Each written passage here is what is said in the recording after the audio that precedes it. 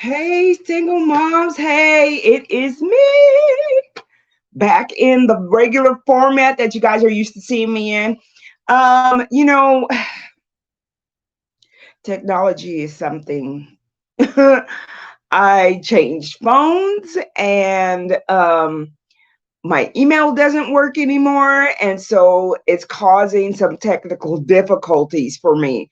So this is what we're gonna have to do. I'm gonna have to record it and then post it at 8 o'clock for you guys to see. I did want to do this live. I really did, because I like being live so I could see the comments right away. But now I'm gonna have to, just record it and post it and check the comments throughout the day. The following day, and see what you guys have gotten out of the sessions, what your biggest takeaways are and all of that. So this is day 2.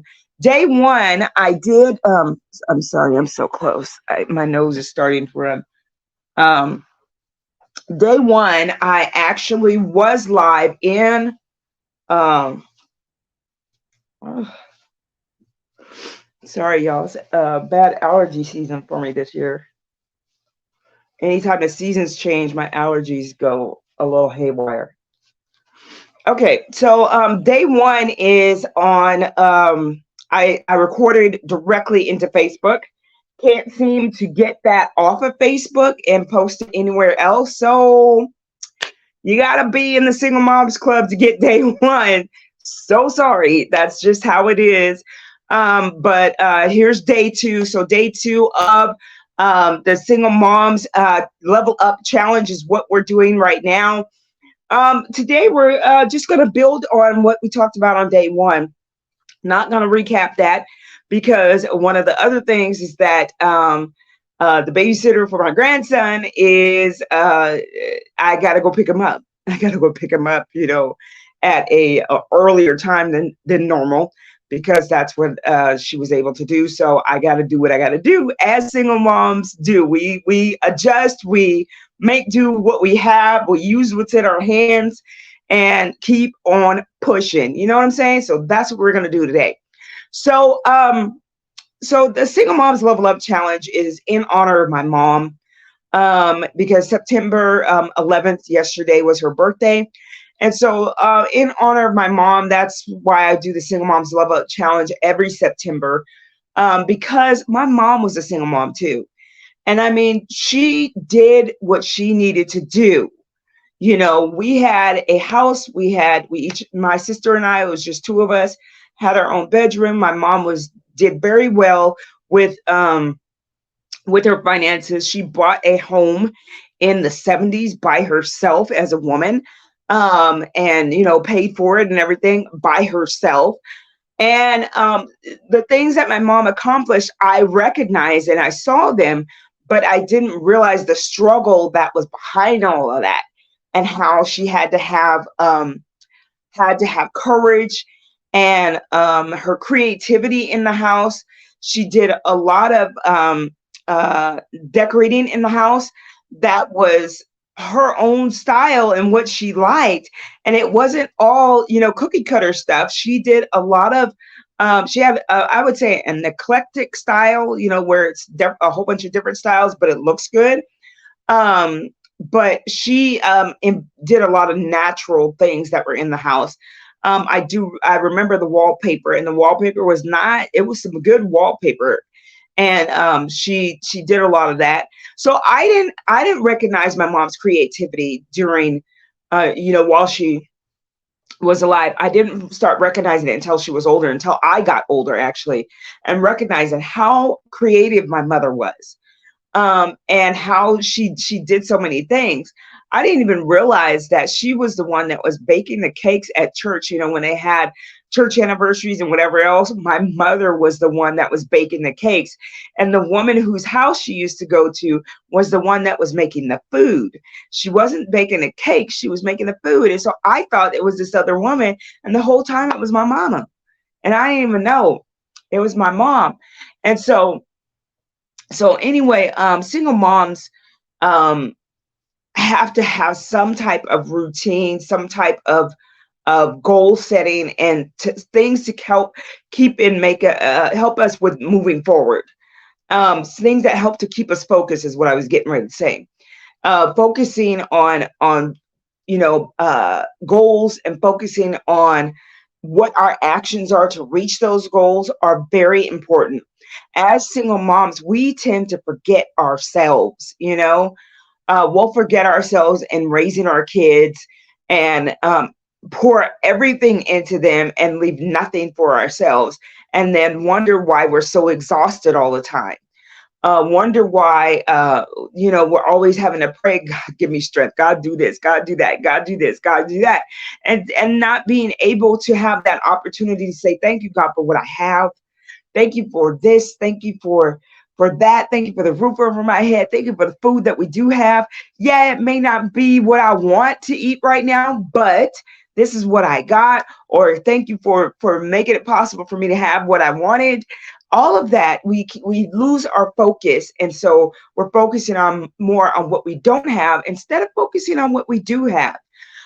We get too involved with our emotions and let our emotions go amok, you know and that's something that we have to learn how to control as well.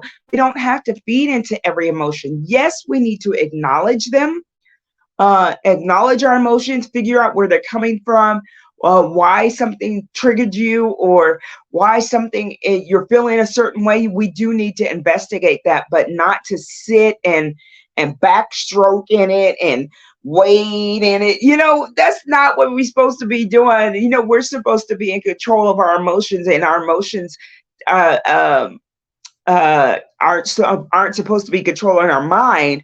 Our mind is supposed to control everything. Our body, what we eat, what we say, what we do, what we watch, all of that is controlled by our minds. And it's a made up mind. And the only way to have a made up mind is to have a focus, which is a goal, something to focus on, which goals are things that we can focus on. No, things aren't always going to be perfect, and that's not what we should be expecting, because perfection is not that's not it. That's not it. Um, there's that saying practice makes perfect. No, that's not that doesn't exist. Les Brown says that's not it. That's stupid. Perfect is no, practice makes you prepared. And that's what Les Brown says. And I was like, thank you so much for giving me the words to that. I used to be one of those people that tried to be perfect all the time. So for me, doing something and making a mistake was just, and still at times I feel that way. I just recently made a mistake at work. And the thing is that, I'm a kitchen designer. Okay. So being a kitchen designer, a lot of people do not understand that kitchen design is a major construction project. I mean, it's major. It's like, they say that kitchen is the heart of the home. That means you can't cook, you can't do much of nothing if your kitchen toe up. Matter of fact, if your kitchen countertops are gone, you know, and the last thing I want to do is to be the cause of somebody's delayed um, completion of their project because of a mistake that I did. But let me tell you, when you allow emotions and things that are going on around you to consume you, it will come out some other way in your life. And a lot of times it tends to be at work. And so if you find yourself making a lot of mistakes, not being detailed, or not doing things as you normally do at work when you're doing, doing a good job, when you do a good job at work and you're doing what you're supposed to do and you're meeting the goals at work. But then when things start slipping, then you need to start paying attention to what's going on with me? Check in with yourself. So for me, this time of year, I'm sorry, I need to sneeze and it's right there. This time of year, I know I have a hard time. And that was what I found that out and realized that when I finally sat with myself, like in 2020, because everything was locked down and whatever else. So I had a lot of time with myself, with myself, and asking myself, and did some work on me and allow God to work on me and in me. and found out that I have a hard time around my mom's birthday. And I know this. I know I have a hard time. And it's not something I can control. It's just something that is at the moment for my life because I miss her. I miss her, and talking to her, and just getting her advice and things of that sort, with things that are going on in my life and with my kids or whatever, and even relationships. And towards the end of my mom's life, we were able to talk about everything. um uh, okay, let me correct that. Not everything. We were able to talk about a lot. But it was a joy to be in that space with her. And so that's something that I have to acknowledge, and I have to make sure that I take time to acknowledge the fact that, hey, I do miss my mom. Her birthday's on 9/11, so it's not like I can avoid it. Really, it's going to come up. It's going to come up in radio. It's going to come up everywhere because of 9/11. So it's in history. My mom's birthday is in history. And so it's something that I have to acknowledge, and I have to um, pray. I have to pray, and I have to release, and I have to let go of the anxiety of it. For some reason, I get a little anxiety around that time, but this is an emotion that I have from not it's an anxiety because I know that I have an emotion, and to me, it just comes out as anxiety, because I get this thing right behind my shoulder blade. It's a knot behind my shoulder blade, and I don't know. I guess I'm a little more sensitive, and I take on a lot of other stress and stuff like that. Um, but I miss my mom, and I know I'll see her one day, but I miss her being here and being able to call her and talk to her. And because she knows all about this single mom and leveling up and everything, because my mom did very well. Yeah, she had some points in there. I when I was in high school, that we almost lost the house, and like to the point she put it up for sale, and didn't there was no conversation. It just I came home and the for sale sign was in the yard. I was like, why is there a for sale sign in the yard? Because the finances had got out of control. Not out of control, but things had happened. Life had happened. She had gotten injured at work, and all kinds of, so things had changed. We were on welfare, um, food stamps and stuff for a while because she was out of work. And so we almost lost the house. But what happened was, um, one of her friends actually helped her out. One of her friends who's married, her and her husband decided to help my mother out. And so they helped her get caught up. My mom ended up going back to work, and she worked for a few more years. And then, needless to say, they made her retire, by making things difficult. They made her retire. Um, but she learned how to manage her money, and she managed it really well. And I noticed that, and she explained that to my sister and I, after she realized that my sister and I did not have financial literacy. We were not financially literate. We knew the basics, how to write a check, to have a savings account, pay your bills on time, but that's like a blanket. What does it mean to pay my bills on time? When's I mean, obviously what it means, but it's to pay it on time. If it's due on the 10th, then you're supposed to pay it on 3 days before. But now there's other things that you could do in order to keep your credit score up. One of my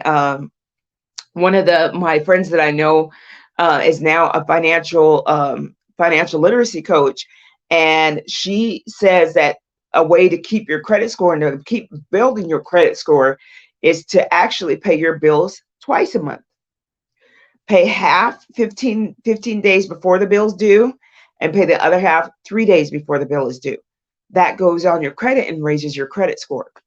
So, because they keep track of that when you pay your bills and all that. But life happens, and sometimes it's coming in all different directions, and that's where um, um, things are not totally explained how we're supposed to do all of that and where that comes from. And then if you don't have the support system of people that do the same and um, have all these notifications popping up, that have similar goals where they have like financial literacy, and you talk about finances and stuff with friends and stuff. That was usually not something that was talked about, with your friends and everything. I don't know a lot of people that do that, but it should be a conversation about finances. Hey, I found this way of doing this, and that, and we share those things. I would like for us as single moms to share some of our financial things, our financial literacy things, educational things that we could share with each other, because that's one of the hardest things at being a single mom is the finances. What I found was, if my paycheck, I'm getting my paycheck and it looks like it's going and running out like water, like there's a hole or something in my wallet, then what I'll do is for a week, this is what you do, is for a week, you keep every single receipt of everything that you spend. Because swiping that card is real easy. Inserting the card, tapping the card, whatever. All of that is real easy. Tapping your phone, all of that is real easy if you're not keeping track of your money. But when you look around and your money's gone faster than you just got it and now it's gone, what's happening? Where's this money going? So the easiest way to figure out where you need to make some changes is to keep your receipts, and for a whole week, and calculate or for a whole pay period, and see where your money's going. So you could do it like that and see where your money's going. Generally, it takes only a week. This is why I said been saying a week. But you can see where all your money is going. But that's a huge part of the anxiety that we feel. So if you haven't noticed, what we're talking about today is all our mental and our emotional and our spiritual selves. We need to check in on ourselves. You know what I'm saying? Check in on ourselves and pray for wisdom. Pray for wisdom in these areas, because we need to gain a different focus on the things that we need to bring our minds to, and that's through focus journaling. Is something that I have done for quite some time now. I don't always journal, but I do have a focus journal going. And what that is touching on the setting goals for the 5 areas of our lives. We talked about those on the first day one. So go back to day one recording. If you're not part of the Single Moms Club private Facebook group, just go to Facebook and search it, the Single Moms private Facebook group. Mind you, it's the Single Moms private Facebook group. The Single Moms Club is what it is. It's the Single Moms Club. There's somebody else on Facebook that has one that's without the, and that is not me. So if you don't see my face, and I think actually on Facebook, my hair's up in a bun, a braided bun, and my sides are, about the same as now. But my side just shaved and everything. But anyway, and I believe I have a yellow gold shirt on. And I have my aviator glasses on. But anyway, so if you didn't see day one, go back and look. And I talked about the 5 areas that we cover, because I don't have much time. I got to hurry up and get through this. And I want to get all the information to you. So on this day 2, we need to pray more intentionally. We do it all the time, y'all. We do it all the time. And prayer is nothing but just talking and having a conversation with God. Having a conversation with God and connecting with that spirit that's inside each and every one of us. And that spirit will give us courage. It will give us strength to go on. It will, and that strength will come from nowhere. You'll be praying about it, and you're like, okay, I need like a second win or a third win because I got to get this laundry done. I got to do some this, that. It will do that. And then at the same time, that same spirit will give you sweet rest when you need to rest. But one of the ways to get through hard points and hard times in our lives is praying. And one of the ways to also get through and enjoy the good times is also from praying and praising from where that comes from. So as working single moms, we got a lot on our plate, especially this time of the year when the kids are now back to school and now the activities are back all up and running, and now they've got activities, and it seems like you don't have enough time for you. That's when you want to make sure that you have some type of focus journal in place, because that's when you can pick up your focus journal and take it with you to work or wherever. And during lunch, you have time to sit and journal some of the things out that are bothering you, that are irritating you, that are things that you're happy about, things that you're grateful for. You can do all of this during your lunch break. Some people get an hour break. Some people get a half hour break. I know when I got an hour break, I learned how to use my lunch wisely. And the way that I used my lunch was the first 30 minutes, I would eat my lunch. The second 30 minutes, whatever I needed to do, listen to some music, take a 20-minute nap, a power nap. Yes, ma'am. Yes, I sure did. And that helped me out so much. And it relieved all the stress. And I learned how to take power naps. And power naps are my friend. I can take a nap in a minute. You know what I'm saying? 5 minutes, 10 minutes, 15 minutes. I could do a nap real quick, and get rejuvenated and be able to keep doing and keep going. So find out what it is that is bothering you. And if you don't have a focus journal, what you could do is just journal anyway. Get some paper, some of that paper that you buy every single year, and you probably got a stack like I do about this big of that college ruled, or not college ruled, but wide ruled paper. Get some of that, wrap some construction paper around it, punch holes in it, and put, a paper clip or a rubber band or something, to cover, for the holes. And there you go. You got a journal. You know what I'm saying? It's a very helpful way to refocus yourself, to let some things out that are just being stuffed on the inside because you don't have time to yourself or to get it out. Speak with some friends that have the same connection with their spirit that you do. If you don't have a connection with your spirit, ask for one. That's part of praying too, because that connection with your spirit really helps. It helps a lot, gives you understanding, gives you guidance, and gives you um, something to pull and draw from. That's within yourself, and it's within all of us. We've all got that spirit. We just have to tap into it. So y'all, I gotta go. And I also need to post this because I wanted to post at 8 o'clock as close as possible. So I'm gonna go so that I can post this. I want to say hashtag single moms level up. Let's make it do what it do. And much love. Bye. See you tomorrow, day 3. End recording. End recording.